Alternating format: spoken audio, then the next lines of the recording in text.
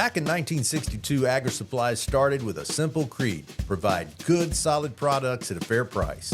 Add in stellar customer service and you have the best option. There's 9 locations across North Carolina, South Carolina, Virginia, and Georgia, and their robust online ordering makes it easy for anyone in the world to experience the Agri way.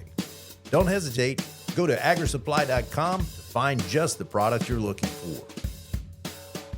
The Carolina All Out Fins, Fur, and Feathers podcast is brought to you by Carolina All Out Apparel. Shop at our online stores for hats, shirts, koozies, and much more. Carolina All Out Apparel. Express the lifestyle you live. It's the Carolina All Out Fins, Fur, and Feathers podcast with Chris Douglas, where the conversation covers all things in the NC outdoors pertaining to hunting and fishing. Like and subscribe to get all the hunting and fishing info from the top guides, locals, and conservation agencies. Hear from biologists and professionals in the field about what things matter to you most. From the studios in Lemon Springs, North Carolina, your host, Chris Douglas. And welcome to the Carolina All Out Fins, Fur, and Feathers podcast, brought to you by our friends at Carolina Cooker. This is where people who love the outdoors come to find out about the great state of North Carolina and what she has to offer in the hunting and fishing space. I'm your humble host, Chris Douglas, and sitting in with me is our friend KC. Kenneth Chesson, to be more exact, a longtime friend, and we've been together in our travels for, how long has that been, KC? Douglas, it's been 21, 22 years. 22 years that we've been talking together. We started out, and we've got to clarify all these things when we say these things. Started out in an internet chat room. That's where it all began, right? Oh God, yeah. Back in the dial-up days. That was the dial-up days. Yeah, that was true. We hear the all that sort of stuff going on. The Carolina Sportsman Magazine put out made a chat room out there, and it was kind of the newest thing. It was before texting, it was before so much stuff. And I don't know, I went on one night and was looking at all the people that were talking and chatting, and then Casey reaches out in his typical fashion, and we start chatting back and forth, and next thing you know, there was we met up somewhere or another. We met first time in person at the Dixie Deer Classic. Dixie Deer Classic, yeah, and that was and so from there we went to work together. We worked in different places all over the world, and here we are 20 plus years later. Yeah, I'm sure it's been a great journey, and the reason why Casey is on this show is because he is a dear friend to me, but he has played such a role in my outdoor career, and he and I have just, bounced back and forth ideas. Like we said before, we've traveled together, doing jobs for different groups and different organizations and that sort of thing all over the country. I will say that what we're going to do is this show today is going to be about the beginnings of our careers, but also it's kind of an overview of what Carolina All Out is all about and how it got started, and the fact that KC has been so much a part of it right from the very beginning that we had to have him on and had to talk about this great thing that's going on here with Carolina All Out. So let's get started first off with KC. Give us a little bit of background about yourself, KC, and where you're from and how it all began. Born and bred in eastern North Carolina, grew up in Williamston, graduated Williamston High School, headed off to ECU, got in ECU a couple of years and Desert Storm broke out. I wanted to serve my country, joined the Marine Corps, spent 8 years in the Marine Corps, and happened so, I liked to hunt and fish growing up, but I didn't do as much shooting as I did. I was out there watching, and I had some buddies that would get mad at me because they'd see little bucks out in front of me, and I'd never shoot. And I was like, well, I just like watching them. Mm-hmm.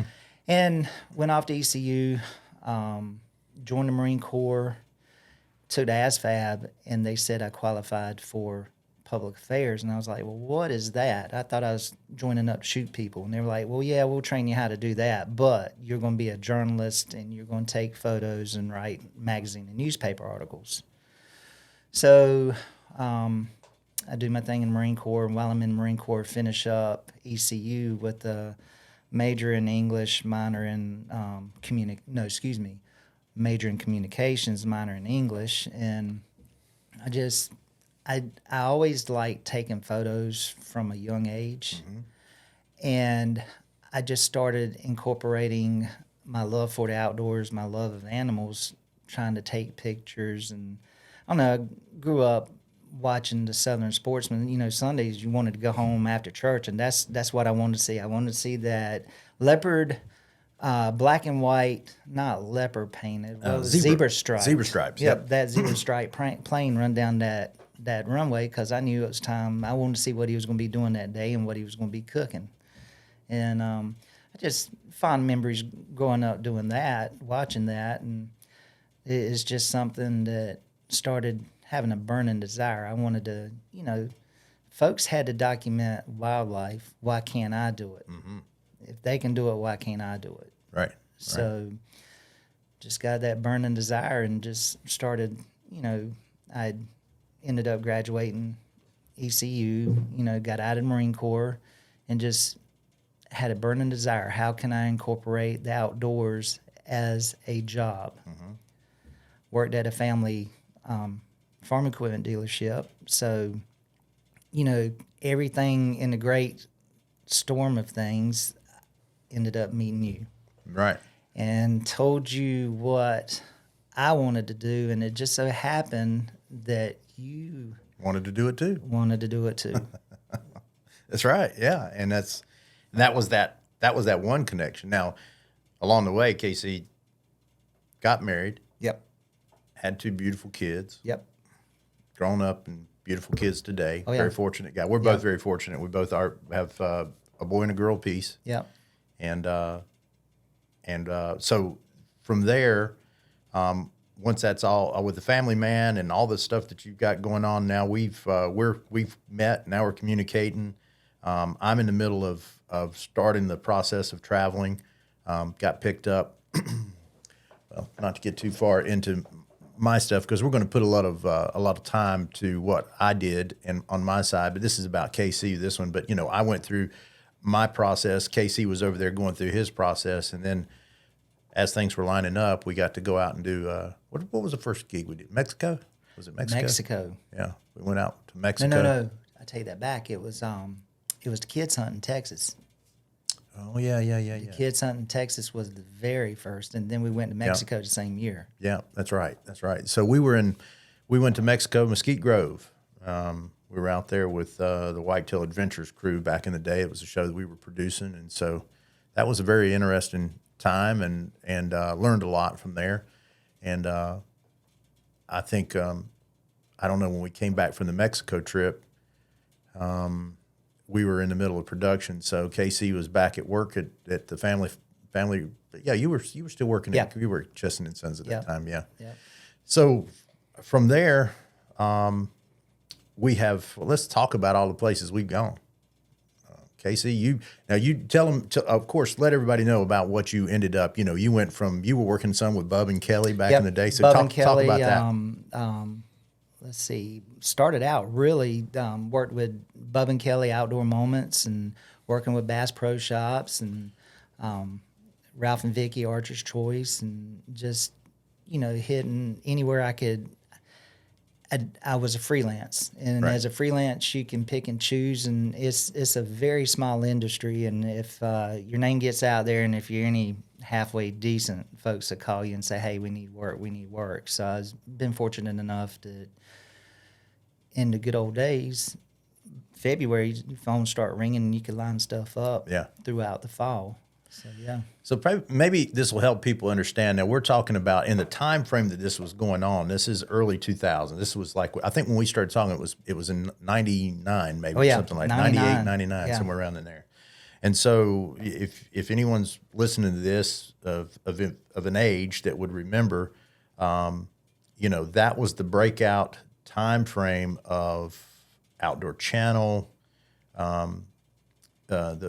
There was more. We had, what did we have? TNN at the time. Yeah, TNN Outdoors on Sundays. Yep, and Saturday mornings and Sunday evenings. That's right. That was it. That was the outdoor programming in those days. That's right. And there was no recording type stuff outside of a VCR. Yeah. And so, if you were going to watch it, you had to be in front of that TV on that Saturday or on that Sunday. And typically Sunday was the day that I was able to make it and watch some of that stuff. And so that was the beginning of it all. So people remember Realtree, Monster Bucks. You remember, Whistling Wings, a Mossy Oaks show. And there was a number of different shows that were out there. And of course, leading up to that was all the VHS tapes. Everybody remembers that. And you had the Drurys, and you had Roger Ragland, and you had Tom Miranda. You had, oh my gosh, who all that was out there in the video world, and those sort of, who were selling the Dan Fitzgerald, of course. The Fitzgeralds. And so we, when we were kind of getting into it, I just guess you could say we were getting into it at the right time and the right place. Because we had the skill sets with the camera. We had the passion for the outdoors, and we had been watching all this stuff leading up to this time. And so now here comes the TV breakout. And so, there was opportunity on the outdoor channel. Programming was still relatively cheap, and you could, get a show on there if you made the cut, and they were trying to, if you watch any of the Outdoor Channel way back in the day, there was some pretty rough programming on there. It was just very low-grade programming, but as time moved on, they were trying to update their programming and make it better.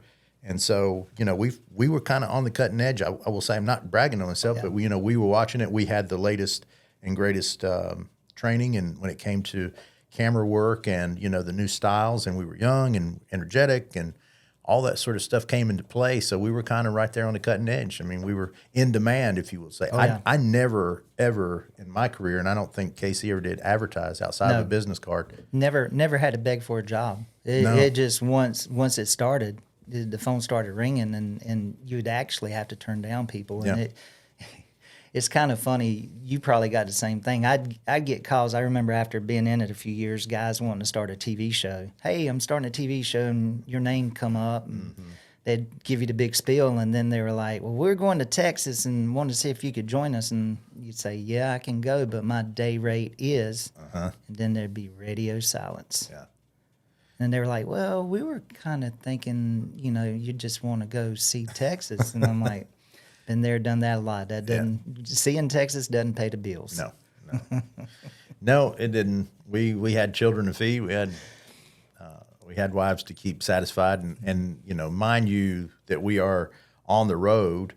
At my peak, I was gone 150 days a year. Yeah, and sometimes that sounds like a lot. Sometimes, but that's about half a year, and that was spread out throughout a season, and that made things difficult. It didn't make things easy on a marriage, I can tell you that. As great as this industry is, we know, and it promotes family. And I will say this, I've said this to a lot of people before, the industry that we are in promotes family, and it does, and it is, and it brings, it gives families a reason to come together around the outdoors. But when it comes to our line of work, it's not very family friendly. We've seen a lot of divorce over the years, and a lot of things come into play over that, and so it makes things difficult. But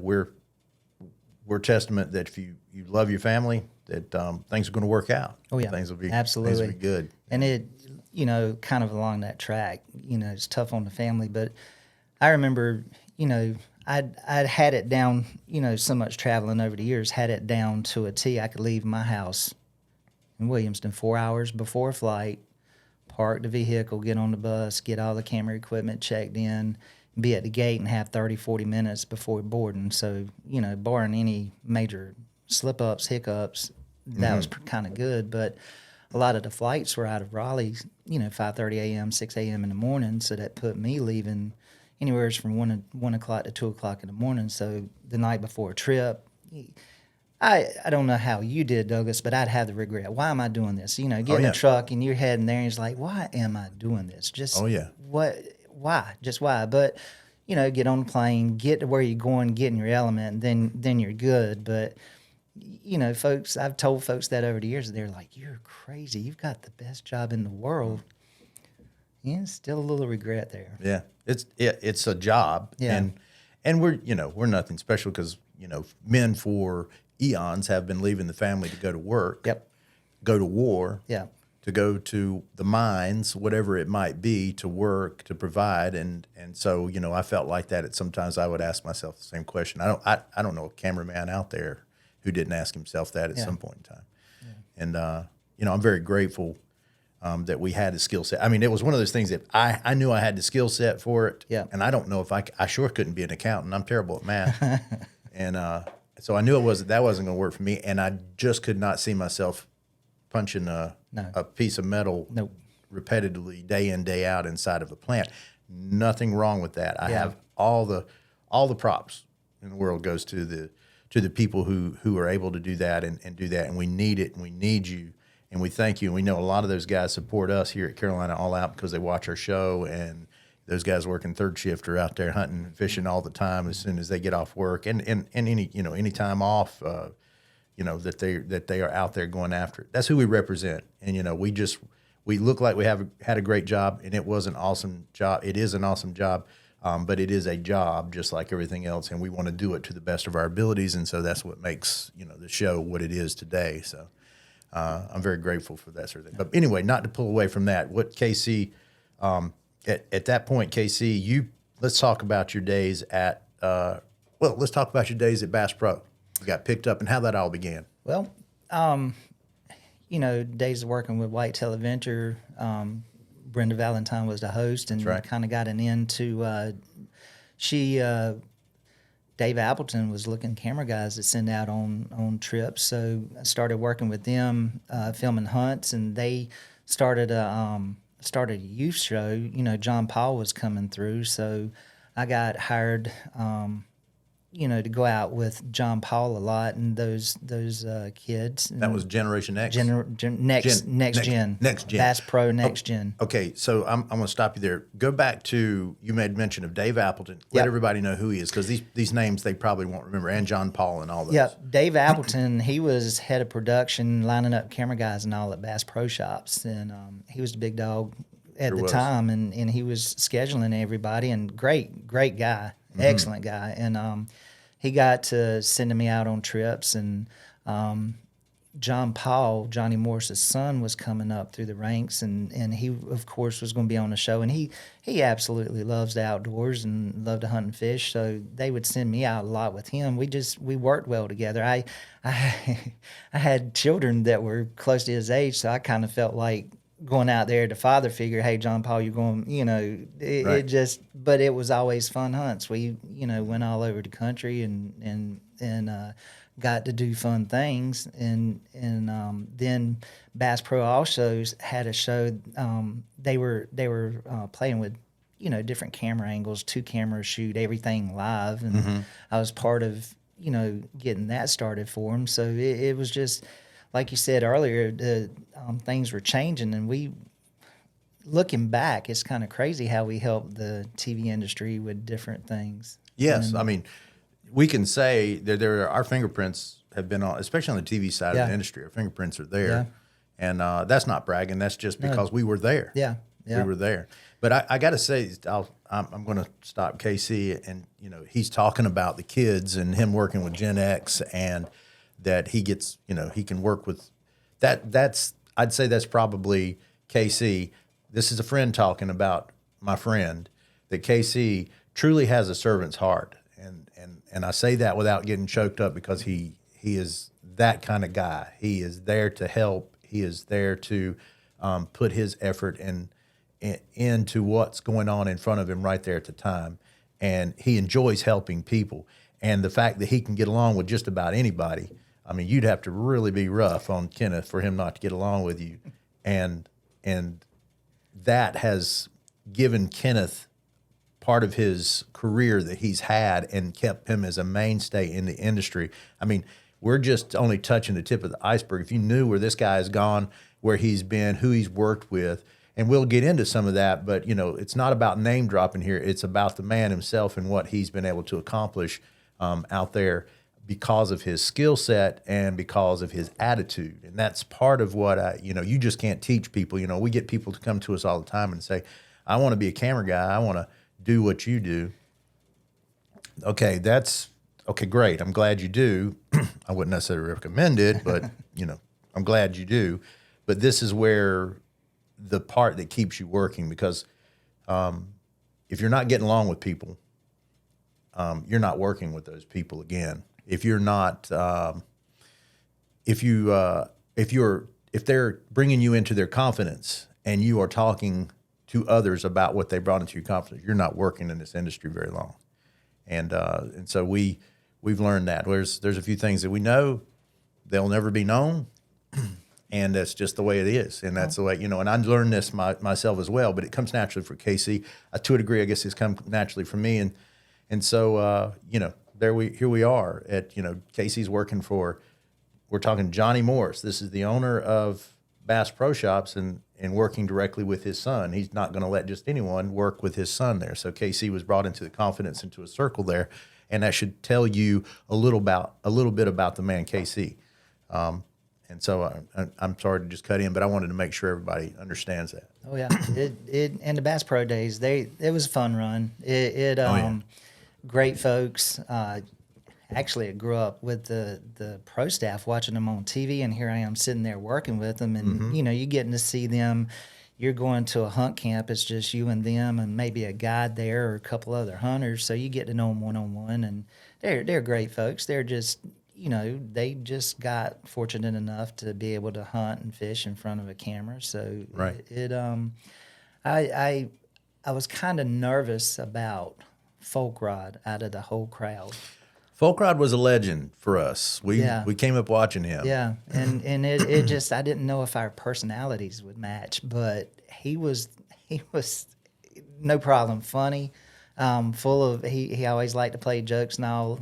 He liked to keep things fun. So you go in and you see him on TV and you kind of got one thought in your head, but it was totally opposite meeting him. And Jerry Martin was excellent to work with, and went out with Brenda and God, what was the turkey guy?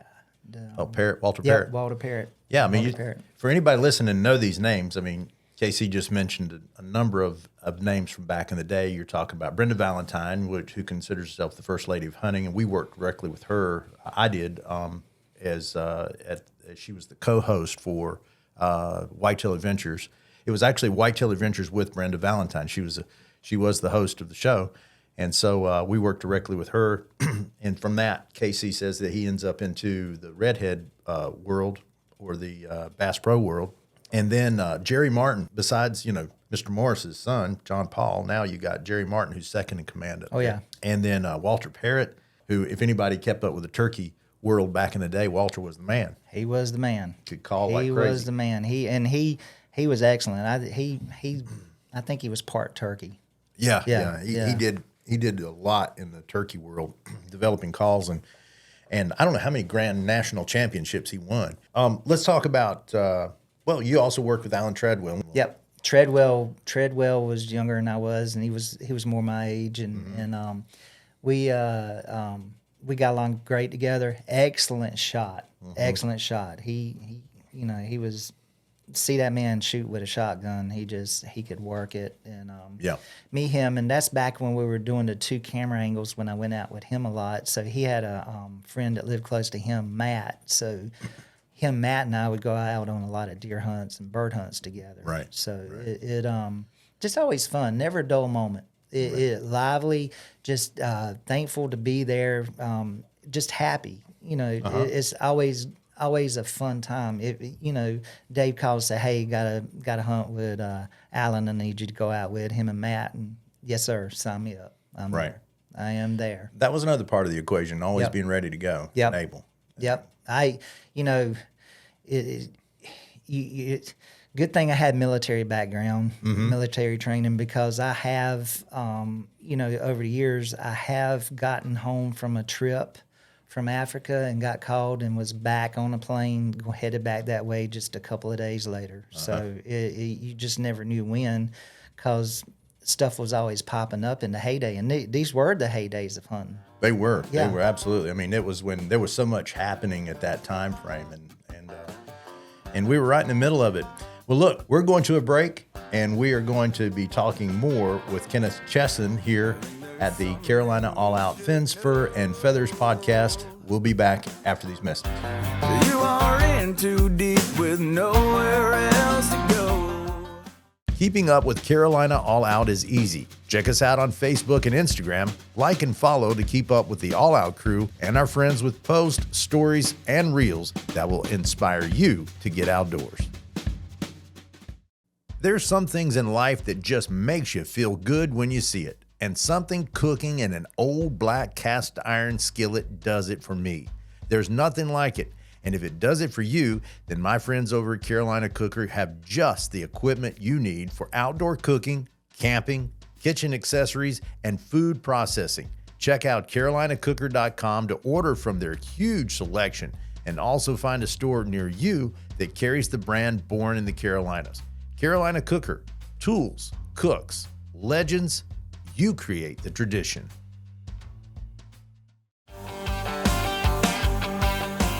And we're back with the Carolina All Out Fins, Fur, and Feathers podcast. I'm your host, Chris Douglas, and we are in-house with, or should I say, KC is in the house. We say that all the time whenever KC is in the house, Douglas. Yep, Kenneth Chesson, a good friend of mine. I could really say outside of Janelle, my wife, G, we call her a co-founder here with Carolina All Out because he's played such an integral part.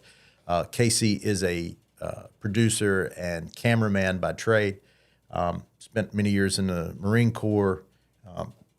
Got some really good training there, but the man has basically what it takes to be able to carry on in the industry that we are in.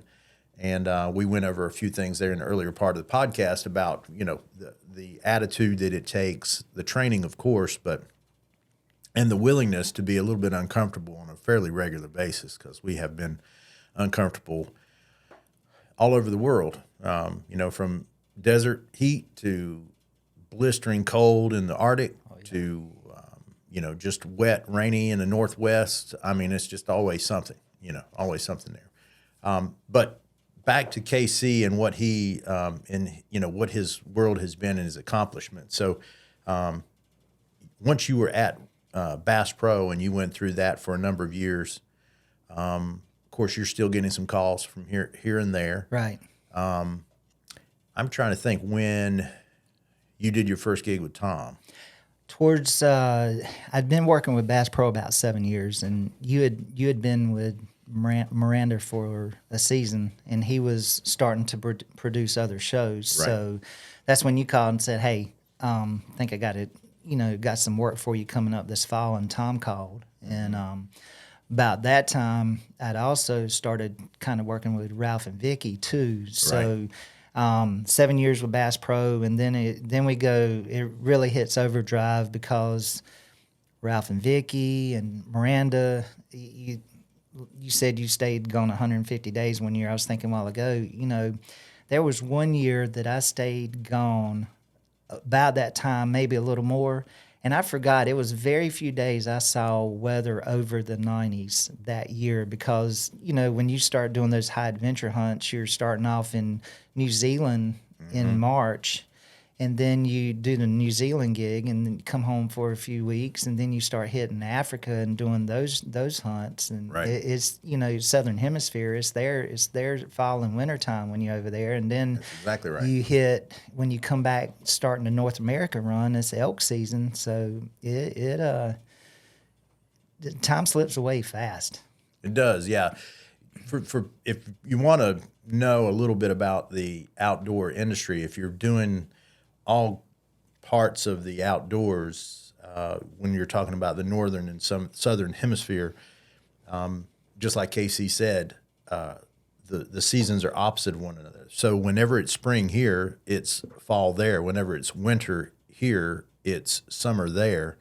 And so if you know anything about hunting, it turns out that everything's happening in the hunting world in the fall. So if we are trying to be in the fall and winter everywhere we go, guess what?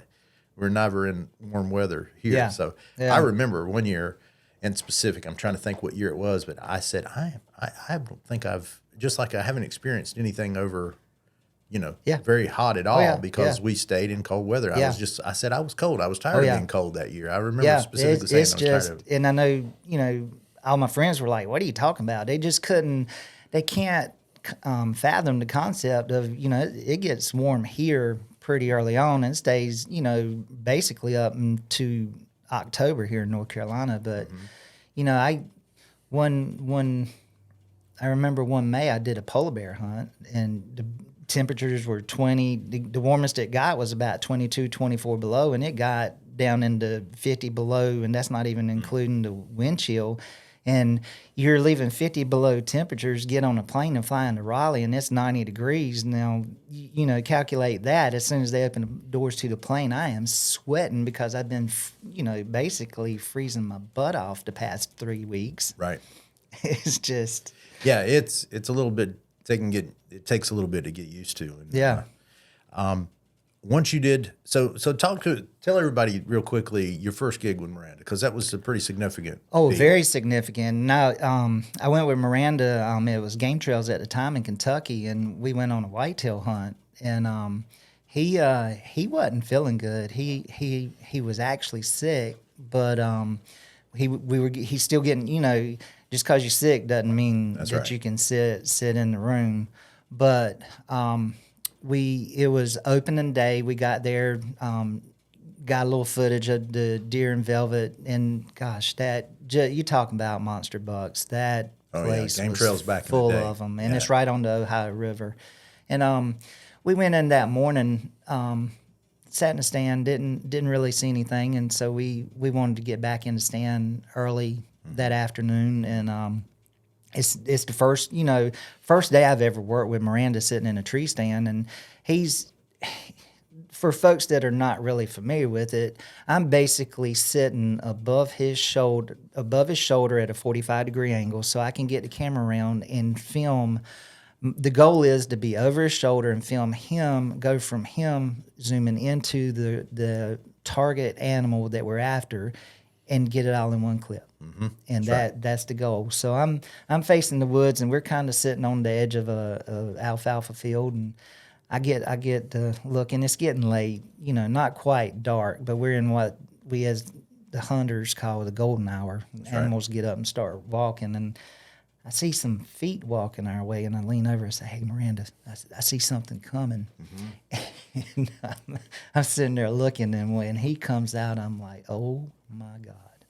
I mean, it's like, okay, there's another saying in the hunting industry: you'll know him when you see him. Talking about a deer, well, what should I shoot? You'll know him when you see him, and that was definitely, oh yeah, we're going to shoot this one. So I get zoomed in, and my deal is once I'm on, I never say a word. Now, if I don't have him on camera, it, like Will Primos always said, this ain't Hollywood. You don't get two shots at it. So over the years, yes, I've had to call folks off of shooting very nice animals because it would not work. Mm-hmm. But it just so happened this deer, he read the script. He walked sure down, and I mean, Tom draws back. I go from Tom down into the deer, and he just zips him, and deer runs off, and rest is history. Rest is history. That was your first hunt with First Miranda? Hunt. Yep. Did you do many more with him after that? Nope. We did some elk hunts, and I think a Shire's moose, but we weren't successful. We went out, and it just, I did other hunts with him, but we didn't connect. But he was starting to produce other shows, so he basically vetted me and sent me on out to produce other shows for him. That's right. That's right. Yeah. So in the whole run of Tom Miranda, so people will know that I had a good 8.5 year run, maybe a little longer with Tom, and if you know Tom Miranda or know of his videos, well produced videos that have been went from he was a trapper to begin with. And made some trapping videos and started really picking up steam there. Ended up producing, man, I can't even remember the name of the show that he originally produced there, but ended up on ESPN2 and had a really strong run on ESPN2 in their outdoor side of things for many, many years. Oh, yeah. And so, that's where myself and that's where KC kind of got involved with it. With Tom when he was producing shows. I was actually, my first gig was for Game Trails that I did, and I videoed Greg Ritz actually on an antelope hunt.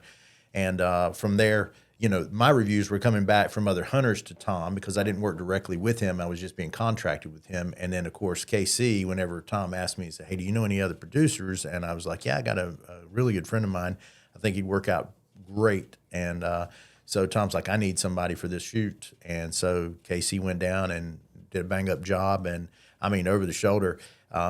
What that buck scored in 160 somewhere or another? Yeah, just under 170. Yeah. Velvet, full velvet. Split G2s, yeah. I remember on that buck. Just a beautiful frame on a velvet Kentucky buck. And, that, just like KC, the rest is history. When, he pulled it through, got the over-the-shoulder kill, was good in camp, got along with everyone, and was, professional in every way, then that starts the role. Then, Tom, he was vetted basically at that point by Tom, and Tom had no problem sending him out to other people. And so that's where the whole process begins. And that's why he and I, neither one of us ever advertised what we were doing, because we really didn't have to, because word travels fast. This was before Facebook, Instagram, or anything else like that. Yeah. So this was all word of mouth. This was on the telephone. Yep. And they're like, hey, I need to, I'm going to do an elk hunt somewhere or another. Be a TV hunter. I'm looking for a camera guy. Well, I know somebody. I don't know if he's open, but if he is, we can book him. And so, we'd get calls from all sorts of different people, which was neat because we were getting calls from our heroes. We were getting calls from people that we had been watching for years. And all of a sudden I'm like, he's calling me, but, we had that skill set. And so that kept us going down the line. So KC starts out, we've talked about all the stuff about, the beginnings, and then moving right on up through Bass Pro. Now he's with Tom Miranda. And then you spent quite a few years there, but then you were also contracting out, and you ended up with Ralph and Vicky Cianciarulo. Oh, yeah. Archer's Choice and The Choice. Everyone knows those shows. They've been long running shows on Outdoor Channel and Sportsman Channel now. I started working with Ralph and Vicky when RJ was 5. Saw him grow up through school and getting ready to attend RJ's wedding in May this year. How about that? So, RJ's, how old is RJ now? Golly, 20. He's in his 20s, 20, 21, 22. It's hard to believe the kid's getting married. I still call him a kid. He's way bigger than I am. I mean, full-grown man, but... Which side of the family you got that from? It definitely wasn't from Ralph. It had to be from Vicky's side. We love you, Ralph. You probably never hear this, but we love you, Ralph, because Ralph has been good to us and myself as well. And by the way, they'll be at the Dixie Deer Classic this year. That's right, Dixie Deer Classic coming up. Well, I should probably give a plug-in for that right now. The Dixie Deer Classic has been, what are we in, 30-some years? Oh, yeah, yeah. 30-some years. I'll have to look up what the actual what year this is for them, but I have to give them their due. I do what I do today because of what went on at the Dixie Deer Classic over the years, because they brought those people in that we've been talking about. I remember meeting Chuck Adams. I met Roger Ragland. I met the Drurys. I've met so many people there. The Duck Commanders. Before they were even the Duck Commanders, just sitting there selling duck calls. Yeah, it was. I remember hearing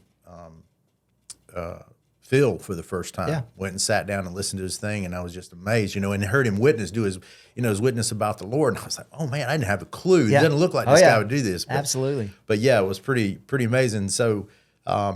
So the Dixie Deer Classic will be coming up, I think it's going to be March 1st and 3rd this year. I recommend you go and see this spectacle because it is a fantastic time. It's all about deer hunting.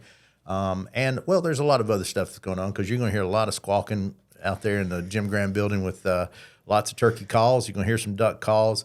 But still the main plug for the Dixie Deer Classic is our deer herd, and we love whitetail hunting, and we love whitetail deer hunting because of what we learned here at the Dixie Deer Classic. So March 1st through the 3rd, we'll be there in the Agri Supply building, the exposition building there, and please come by and see us, but make sure you visit all the vendors there at the Dixie Deer Classic. This will be the 2023 Dixie Deer Classic. So back into all of that. No, Douglas, it'll be the 2024 Dixie Deer Classic.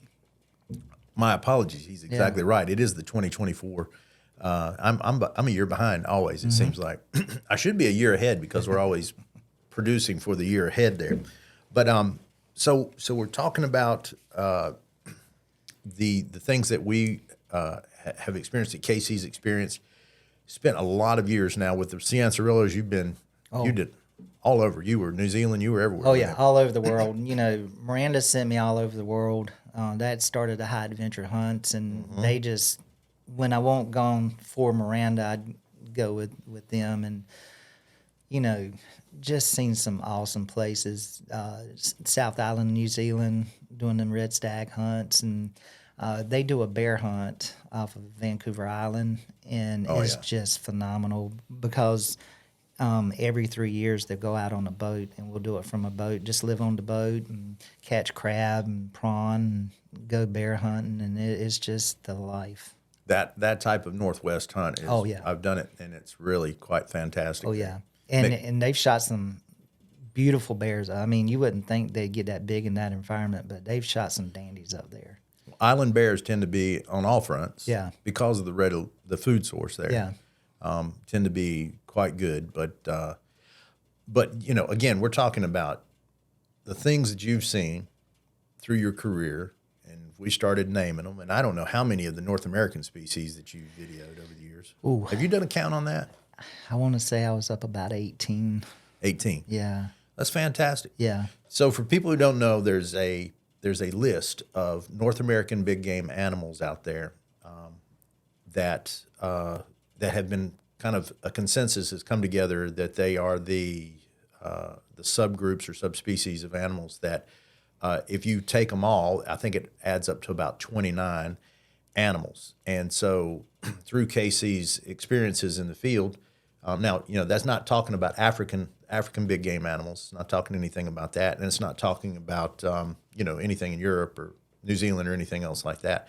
That is these animals that are found from Mexico, United States, Canada, and of course Alaska is involved in that. So if you put all the caribou together, all the deer species, and we're talking about Columbian blacktail, and the Sitka blacktail, the mule deer, and the whitetail. So when we're talking about these groups, you know, there's 4 caribou. You've got the woodland, you've got the barren ground, the central barren ground, and then you've got the Quebec Labrador. Yeah. So there's 4 of those. And talking about bears, we're talking about the grizzly bear, the brown bear. Now, taxonomically, they are the same, but the brown bear is found in a certain area along the coastlines where they have the food we were talking about, all the food, the salmon, and that sort of thing. So these bears grow a lot bigger than an interior grizzly, which might be 300 to 600 would be a huge one. Oh, yeah. They're not that big, but they are the roughest ones of them all. So you're talking about grizzly, brown bear, black bear, and polar bear, white bear. So you've got 4 of those. So if you add all those up with the sheep and the deer and the antelope and, you know, all the buffalo and all the other sort of things, you come up with 29. And Casey's done 18 of those things. I have to check, but last I checked, it was about 18. And that's, you know, that's an accomplishment in itself. I mean, you know, we say, you know, when people are talking to me and I'm, you know, they don't know what I do, I say, yeah, I hunted there. Yep. I hunted up there, I hunted over there, and you know, get talking, and it's like I don't even bother to say I videoed there because I did hunt there. Yep. And I can say that with confidence. I sat every hour in the tree stand. I hiked every mile across the volcanic rock and everything else that's out there in the desert. Yeah. I froze every minute with my hunter in the Arctic. I was bit by just as many mosquitoes and black flies in the reaches of Canada and on the north slope of Alaska. Yep. We endured everything that they endured, and we documented it all, and we climbed, and we were into dangerous situations, sometimes more dangerous situations than even our hunters were. So at the end of the day, I felt like I hunted it. I did everything but pull the trigger. But not only were you hunting, probably 85% of what we've done has been filming bow hunts. That's right, a lot of bow hunting. So, you know, it's not like shooting them 600 yards with a rifle. You've got to get in 40 yards closer, preferably 35 or closer. That's right. And it takes one to be good with a bow. It takes 2. You got to be very good. Yeah. And so when we say we hunted there, I truly mean that. I hunted there. I didn't draw the tag. I didn't buy the tag. I didn't take the animal home. I don't have it on my wall, but I do have the memories of it, and there's a video of it, you know, because It's a successful, at that time, it's a successful hunt.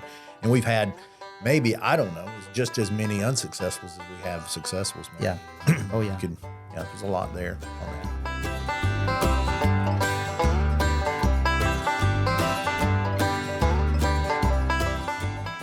Hey, make sure you watch Carolina All Out on our YouTube channel and catch us on Alive TV Mondays, Wednesdays, and Saturdays. And coming this summer, we'll be airing nationally on the Pursuit channel 4 times a week, spreading the good news to all who will listen about our great state and what she has to offer. At some point in your life, I'm betting you have probably thrown a piece of bait on a hook into one of our great state's 7 amazing sounds. If you have, you know how magical they are. Well, that magic is under threat and has been for a long time. That's where the North Carolina Marine and Estuary Foundation comes in, an organization dedicated to improving management practices, educating the public, and developing practical solutions. They want to see North Carolina become the premier fishing destination in the country. And I do too. Visit ncmeffoundation.org to learn more about this wonderful organization and how you can do your part in protecting the 7 jewels of North Carolina and a whole lot more.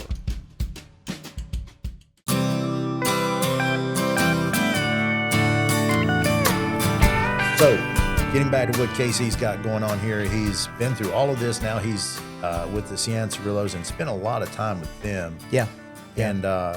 And that's kind of, you almost were exclusive there for a while, I think. Yeah, it's exclusive with them. And, I'd go up, they lived in Illinois past couple of years. They moved out to Colorado, but I'd go spend the month of November in Illinois and have my own room there. And, like I said, seen RJ grow up. And right. You went to ball games and everything else? Football games, watched their high school, all but the title game, go for state championship and go to basketball games. And it just, you get to know folks in the community, and you go out and you learn the area, and it's like a second home. It's just like your home is my second home. Up there, I had a Sanford home, then I had a Illinois home, and had a Williamston home. That's right. It's just, over the years you meet, and this is kind of sidetracked, but I was talking to somebody the other week. I was like, there's not many places in this world I couldn't go and call somebody and say, hey, I need a couch to sleep on for a few weeks. That's right. I mean, think about that. That's true.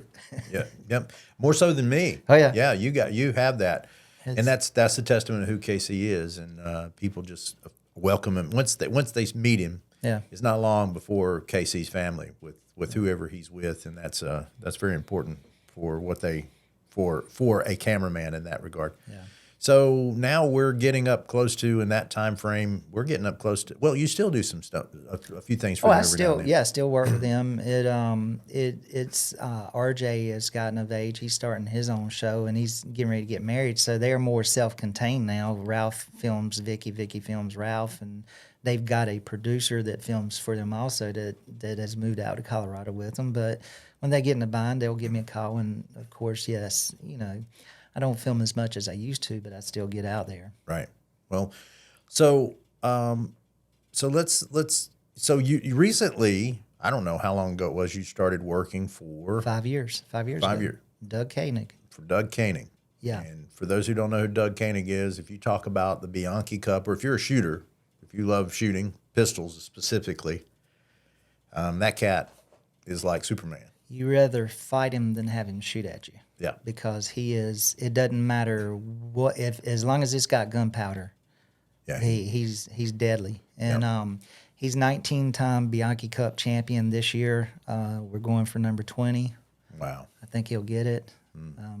I told him I will be there to document it. Mm-hmm. Over the past 3 years, he's gotten into long range shooting. So, he's doing well at that too, isn't he? He is knocking it out. I mean, with something that you and I can go buy right off the shelf, and he's going out there finishing top 10 in these competitions. And I mean, he's going up against guys that's got, when I say finishing top 10, that's top 10 overall. He's winning his division, but he's finishing top 10 with guys that have $30,000 in their equipment, and he's got something that you can buy off the shelf and go shoot, and he's out there just anywhere from 300 to 1,400 yards is what they shoot, and it's just all kinds of you know, it's all over the country where they had the competitions, and it's just amazing to watch him, whether it's a pistol or a rifle, put a weapon in his hand that goes bang. You're not going to beat him. Yeah. I've met people like that over the years. You take Doug Koenig and what he's able to accomplish, and just like Casey says, he puts it in a gun in his hands, he can make it work. Yeah. Much like Levi Morgan. Yep. Levi Morgan with the bow. The guy is, he's an athlete in his own, just pretty much anything those guys want to put their hand to, they can probably do and do well. They're just kind of, I don't like to say freaks in nature, but they somewhat are, because of their athletic abilities and that sort of thing. And they're just almost like they were made for that thing. They're machines. They are machines. They're machines when it comes to that certain. Their dedication, you take Levi. I know Levi would, love Levi, and he's been great to me, and we had a great little run there together. But he, sometimes he could go in without doing a whole lot of practice. Yeah. He's busy hunting. We're busy out there trying to get hunting. He's got a shoot coming up, and then all of a sudden we've got to get down to business there, and he pulls it off. I know. And it's amazing what those guys are, just naturals at it. And I'm always amazed at that sort of thing. So 5 years with Doug. Yep. And still going. And still going. You got some shoots, and of course he's going to have Bianchi coming up. Is it in the spring? Spring. Well, it's in June. In June. Yeah. So maybe that'll be number 20 for Doug. Yep. I don't know when he's going to retire, but Yep. Doug has done all that. Through it all, in the middle of this, probably, I guess somewhere along while working with the Ciancerillos, Archer's Choice and the Choice, I got this harebrained idea to start Carolina All Out. No, you've had that harebrained idea for a very long time, and it has been a deep, burning desire of yours. It has. Yeah. People know that we love our state, man. You love your state just like I love my state. Absolutely. And I think that's something we fed off of for a lot of years, because, one thing that I've always, and I'd say to anyone who's in this type of world that we live in, where we traveled so much, or that they may have been, what's the word? If they were looking for how can I say this? If any type of career that takes you away from home, if I can give a recommendation to anybody, it's like, how do you keep the family together? How do you keep these things together? It's always, the heart should grow fonder whenever you're not in their presence. Yep. And I was always looking forward to coming home. It was never a dread to come home. It was always one of those things where I wanted to come home and be with the family. And so, and through all that, we ended up, but I always wanted to come home. Being very honest, when a number of times driving to the airport, and you see trucks with dog boxes on. You see those fellas at the gas station, orange hats on, getting gas, and camo and all that stuff. I was like, oh man, they're going hunting. It's the rut. Yes, I'm headed to Illinois. They're looking, if they knew who I was, they're like, look at that cat. He's headed to, he's headed to Valhalla right now. He's headed to where all the big bucks are. But I still couldn't get it out of my head that those guys are having the time of their life hunting our little deer here. And I'm not going to say they're all little, but I just say our deer here, which are nothing like over there. And so I was a bit envious. I know that sounds crazy, but I truly was a bit envious of them. I was glad once I got on the road, glad to be there. But getting back to what you said, when I'd fly back in, fly out early, get back late at night, and I'd be rolling down 64 to 4-lane, and everybody in Martin County, I live in one of the poorest counties in the state, and everybody graduates high school and wants to get the heck out. Right. Every time I see that "Welcome to Martin County" sign, I blow the horn. There you go. Hey y'all, I'm back. Watch out, Casey's back in town. But glad to see it. Just glad to see it. And yeah, that's right. Then glad to see it. You're sitting there, and I'd get calls. Hey, you want to come hunting? Been out of town, man. I'm tired. Well, we're going. It just, you seeing all these big deer across the country, and it puts a different perspective. But had a son, and he was getting of hunting age. I'd be on the road and come back. I'd get home 2 or 3 o'clock at night and be right in the deer stand the next day with my son. I have a few days home, and he wants to go hunting. Right. And you know what? The great thing about my son, some kids want to sit up there. They do not want to shoot unless it's a big buck. It didn't matter if we wanted. If I said Colby, shoot that doe right there, he'd lay her out. I mean, just lay her out. He has always been a sportsman, and kid didn't stand a chance. Calls you Uncle Chris and Right. have me there, and we've spent a lot of time over the years out together. And he just tell him to shoot something, and it never fails. He's going to pull the trigger. That's right. And what more could you ask for? Yep. There's a scripture talking about if a man gains the whole world but loses soul, what has he gained? What has he done? Yeah. And I have had that thought come across to me in applying it, and I don't want to get on ruffle anybody's feathers there and taking scripture out of context or anything like that. But I've kind of applied that same principle. Let's call that a principle. Whereas if I've traveled the world and promoted the outdoors and hunting, and I don't have kids that love it truly themselves, then what have I accomplished? Exactly.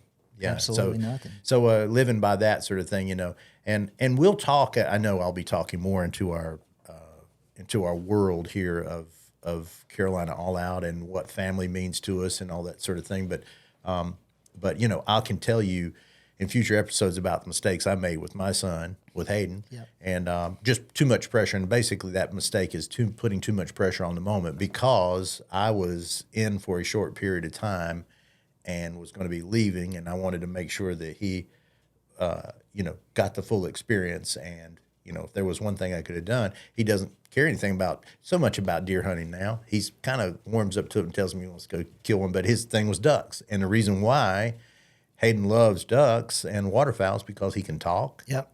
And there's not a whole lot of pressure to social. the whole thing. It's social, Yep. and I'm good with that. Oh, yeah. I'm good with that. And that's what, those type of hunts, when you're talking about upland and waterfowl, you don't have to worry about scent. You don't have to worry about all those things. You can, you can talk and laugh and just enjoy one another. And so that's another part of hunting that we, are very proud to do. And it's, proud to represent as well. We digress, but I want to get back onto where we began with Carolina All Out. So I've got this idea. I want to bring it to fruition.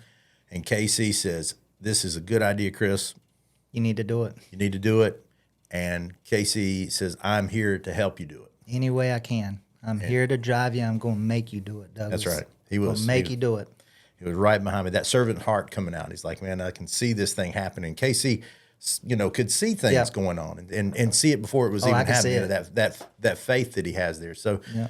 so let's talk about the first episode and how that all went down. Let's go back before that. All right. Well, wait a minute. Did you come up with the logo, or did we film that first episode before we even did the logo? Now I need to look at that because Yeah. I can't remember. Well, all right. Well, first episode. We're out on the Roanoke River. You say let's do a striper fishing on the Roanoke River. Yep. And I said, I've got the guy for you. I know exactly who we need to call. And that would be one Mr. Scooter Lilly. Scooter Lilly. Yep. We will talk about Scooter forever in this podcast because Scooter played such an integral part in this thing that we do. Oh, yeah. And you guys, if you watch the show, you'll see Scooter on a number of episodes, specifically on our striper fishing videos. But so it's about this time. We're in January. We were in February, I think. February, yeah. And it we don't get a lot of snow in North Carolina, and it was cold. It was very cold. And we had snow. We had snow. Now, Scooter said, you got on the phone with him, and Scooter said that he was catching them. Yep. And he had a pretty good line on it, and he'd already done a few charters, or at least he'd been up there fishing there. Yeah. So we go to Jamesville, Oh, yeah. and we get on the boat. Now I'm going to say some things here that to show off our humble beginnings. So at that point in time, whenever we started this, when I say I didn't have two pennies rubbed together, I would be telling pretty much the truth there. It was a transition point for me where I had been in this industry for so long, running at a certain level, and so things were starting to cool off for me. I had made a couple of moves to kind of start moving toward this Carolina All Out idea, and I wanted to be home. And I'd done a long run about a 20, I don't know, it was over a month actually after I got done with it all. And I told my wife, I said, you know what, I think I'm done. And she didn't really believe me. Janelle knows I've had a rambling bone for a long, long time, and I've traveled all over the place, and I loved it, and I was good at it, and that's what we did. So she said, yeah, you'll be back at it again. I go, no, you know what? That was a long run for me. That was one I experienced a few dangerous situations, more so than I had remembered, or at least they mattered more at that point. And so I was like, I don't know, Janelle. I'm feeling like I'm done. It's like it's kind of over with. So anyway, that proved to be true. I didn't really have that desire any longer, and I was really focusing on being home and trying to start, making money over doing something at home. So I was working on doing production work for other people, and it was a process there, and it was somewhat difficult to make that transition. So we were getting low on funds, but I really believed in this whole Carolina All Out thing. So we started this thing. Casey was doing this camera work gratis for me. Yep. Scooter was giving this trip away to me. Now, mind you, we didn't even have a show now. We didn't have a TV show. The pilot. We were doing a pilot. We were doing a pilot. And so there was no guarantee for Scooter that him spending the gas that he spent and the time and all that he did with me would even make a difference, would even matter. And but he took a chance. There was a little step of faith there on all their parts. And the funny thing about it is that because I was so broke, that you guys bought my lunch. We bought your lunch. And not only did we buy your lunch, we bought your lunch at one of the best places to eat. Oh, yeah, the Cypress Grill. Cypress Grill. No longer with us. Yeah, that place is gone. If you watch the show, it's Striper Fishing in the Snow, I think is what we called it. It's episode 1. Yep. Season 1, episode 1. We did a trip there on the Roanoke River there out of Jamesville, and we ended up driving on down to the Cypress Grill there in Jamesville, and stepped off the boat, walked right up the hill to the restaurant and sat down and ate cremated. Yep. The cremated shad. It was herring. That's right. It was herring. It wasn't shad. It was herring, because that's herring. the big tradition there. Yep. in around the Williamston area, in that part of the river. Yep. Janesville area. Oh, they used to have a great big herring festival every year until the Wildlife Commission, had put the regulations. Yeah, that community just revolved around the river. It sure did. Yeah, sure did. Salted herring was a big deal. Yeah. So anyway, the Cypress Grill is serving these sort of things, and these guys bought my lunch and went back out and caught more fish, and we wrapped it up, and we had an awesome day. I mean, y'all were catching fish left and right. It's amazing how cold it was, but the fish, like I said, Scooter, I think he's part fish. Yeah, Scooter. He put you on him. He did. He put us on him. And from there, Scooter, because of his sacrifice, Scooter is the man as far as we're concerned for us, especially in that part of the world, in that northeast North Carolina, when it comes to the Albemarle and Pamlico Sounds, as well as the Roanoke River. We haven't been with anybody else out there. No. And they have a bit of a, what do I call the Pamlico Mafia up there. He and Richard Andrews and Bud Bishop. Yeah. Those guys, maybe one other guy, they're kind of letting into the family. But they've got a really good network up there. If you want to go fishing for stripers, trout, big bull reds, you can go there with one of those three outfits there, and you will be in good company. Yeah. And the big deal is because if one is not on the fish that day, he's got at least two other people he can call, and more than likely one of those guys is on fish as well. Yeah. And so that really keeps them all moving, and they share and they work great together, and so it's a really good thing there. And so I'd recommend going with Scooter. So we are fishing, we're catching fish. We don't even know everything that we're going to say for the taglines and everything for the show, because we haven't really developed all. But it all came together, and it was a decent show, and so people. I just had someone stop me in Lowe's yesterday and said he watched that show, and he actually went to Janesville because from Sanford. Of that show. He was from Sanford. How about that? And he drove all the way to the Roanoke and put out at Janesville. Really? Yeah, he's even been to Edenton as well. He's done at least two shows that he's watched of ours that he has tried to figure it out. that's what your goal was, to show Inspiration. people of North Carolina what this great state has to offer. Yes. Yes. So there you go. Mission accomplished. There you go. If we don't do anything else, There you go. You know, we're so grateful when people come up Yeah. to us in the, you know, it's not about the ego. Of course, everybody's got one. I know that, but it's, for me, it's been just the inspiration part of it. If I'm working with if we're doing a show and then I get a call or an email or a text or anything else, and somebody says, "Hey, I just went and did that trip. We had a ball," or even if they didn't, but they said they really want to go back and do it again because they know they just weren't there at the right place at the right time. But yeah, when we can inspire people to get out and experience the outdoors in North Carolina, that's what it's about. And you've been right behind that. Oh, yeah. You got it right from the very beginning. Yeah. Oh yeah. So KC videoed that whole episode, put it down, and videoed a number of other, I don't know, first 3 or 4 seasons there. You did. Oh, yeah. In between your other trips, you've been able to. We made it happen. We've swan hunted. We've Bear hunted. Bear hunted. Turkey hunted. Turkey. Yeah, that's right. Been to Deer the mountains hunted. and all that good stuff that we can do here in this state there. And so KC has been right there along, encouraging all the way. You know, what more of a relationship could we ask for in that, to have a friend who is really backing you up and that sort of thing. And I couldn't do it without him. You know, really, it's been that good. You know, even when Casey's on the road, we have, you know, old Josh. Everybody's met old Josh now, and Josh is shooting really good, fantastic stuff. And Casey still calls me up and asks me how's it going, what's happening. Let me tell you a Josh story.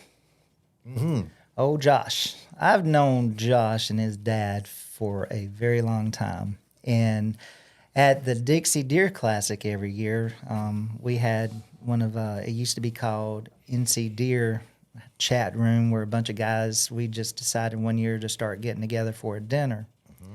We'd meet the Saturday night of Dixie Deer Classic, everybody would get together and just share hunting stories and put faces with names. And then that website progressed into NC Hunt and Fish. Well, long story short, I've known Josh ever since he was about 8 or 9 years old. Mm-hmm.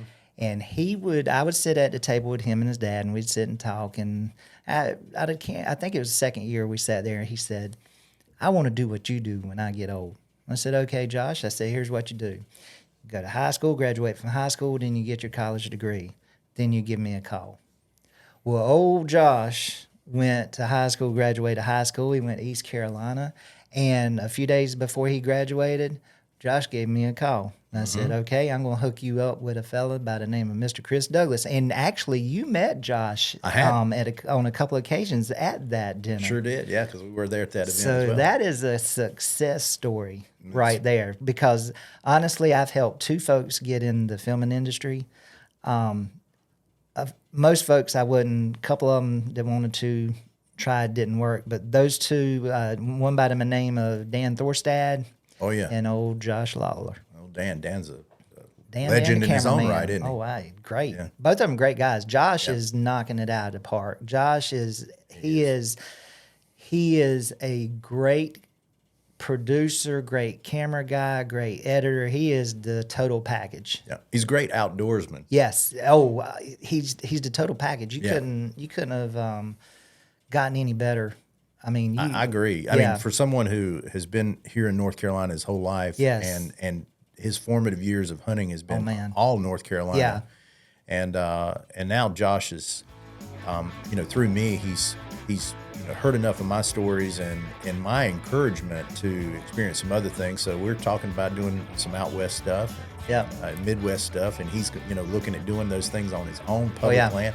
He's quite a public land hunter too. He is, but he is not one to sleep in duck camp and freeze his fanny off all night long. Those are one of those stories. I will get into that. Speaking of stories, this is a good place to segue. I tell you what, when we come back from the break, we're going to talk about funny stories that's happened to Casey and me, collectively, individually, and all that stuff.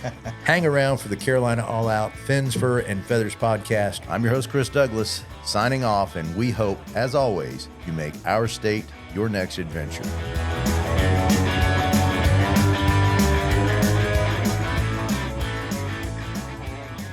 When I was a kid growing up on the farm in little old Lee County, periodically and usually in the fall after selling tobacco or in the early spring when it was time to start breaking ground, my family would make a trip to what seemed like a faraway place called AgriSupply. AgriSupply had everything we needed to keep the farm running, but it's so much more. From repairing trailers to parts for discs and plows, to livestock feed, to lawn and garden, to all that beautiful cast iron cookware. That tradition is still going on, but AgriSupply is now in 9 locations across the Southeast. If you haven't been to an AgriSupply store before, just go. You don't have to have a farm or a fleet of trucks to go in. The public is welcome. I guarantee you'll find something you need. And if you don't need it, I bet you'll want it. AgriSupply, it's what's inside.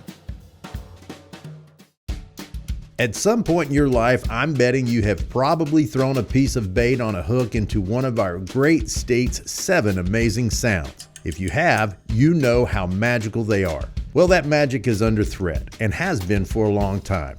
That's where the North Carolina Marine and Estuary Foundation comes in, an organization dedicated to improving management practices, educating the public, and developing practical solutions. They want to see North Carolina become the premier fishing destination in the country. And I do too. Visit ncmeffoundation.org to learn more about this wonderful organization and how you can do your part in protecting the 7 jewels of North Carolina and a whole lot more.